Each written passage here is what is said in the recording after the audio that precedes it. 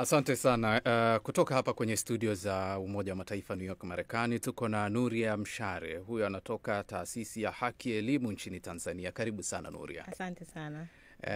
Mnaendeleaje Haki Elimu? Tunaendelea vizuri. Ndio. Na ni kitu gani ambacho sasa kutoka Haki Elimu umekuja nacho katika mkutano huu wa 69 wa wanawake CSW 69?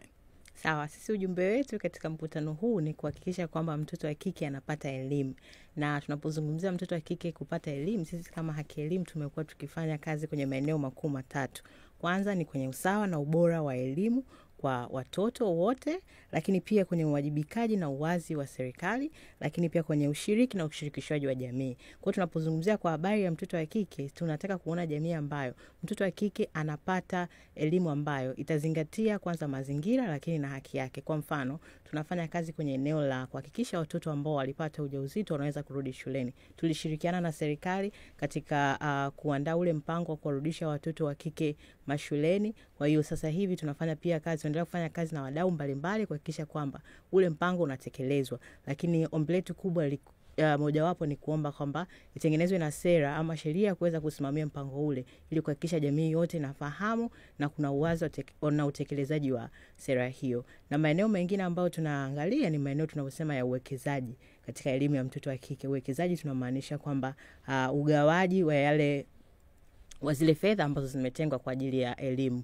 masuala ya kibajeti, kwamba zile bajeti inayotengwa pia iweze kuzingatia na mazingira ya mtoto wa kike kwenye maeneo yapi. Kwa mfano, kuna ujengwaji wa vyoo, tunataka maeneo watoto wa kike kuwa na sehemu ya kubadilishia zile pedi, tunataka kuona kwamba kuna upatikanaji wa maji kwenye hayo maeneo. Kwa hiyo sisi kama Haki Elimu tumekuwa tukifanya kazi hiyo. Pia tumeweza kujenga hivi vyumba vya kubadilishia pedi, tumeweza kuleta maji kwenye shule ambazo hazina maji, lakini hata kutengeneza madarasa kwa ajili ya watoto wa elimu ya awali kwenye maeneo mengi ambayo tumefanya kazi. Kwa hiyo ujumbe wetu mkubwa ni kuhakikisha kwamba mtoto wa kike anapata haki yake ya msingi ya kupata elimu, na tunaamini kabisa kwenye ushiriki na ushirikishwaji wa wadau na kwa kuzingatia hata malengo yetu ya maendeleo endelevu hapa ya Umoja wa Mataifa.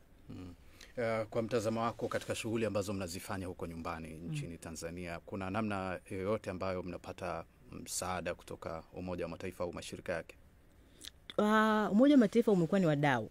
Kwa mfano UNICEF tumekuwa tukifanya nao kazi mbalimbali, hususan kwenye masuala ya kisera. Pia tumekuwa tukichambua wote sera mbalimbali, tumekuwa tukishirikiana nao kwenye kazi mbalimbali kwenye masuala ya elimu. Kwa hiyo ushiriki wa Umoja wa Mataifa umekuwa ni wa kuridhisha, naweza kusema, kwa sababu ni wadau wetu wa maendeleo, na sisi kama Haki Elimu tunaamini katika ushiriki na ushirikishwaji wa wadau wote katika kufikia yale malengo ambayo tunayo. Kwa mfano lengo lile la namba 5 la maendeleo endelevu ya usawa wa kijinsia ambao tunafanyia kazi.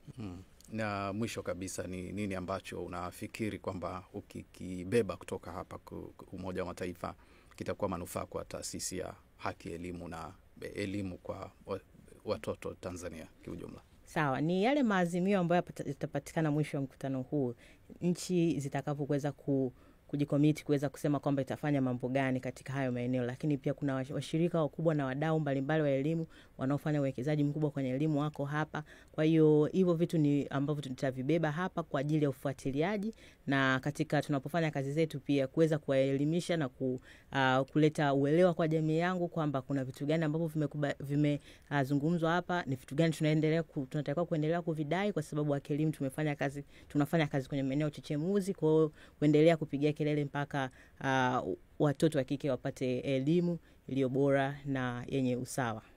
Asante sana Nuria Mshare, na tunakutakia kila laheri kwenye mkutano huu. Sawa, asante sana. Nashukuru.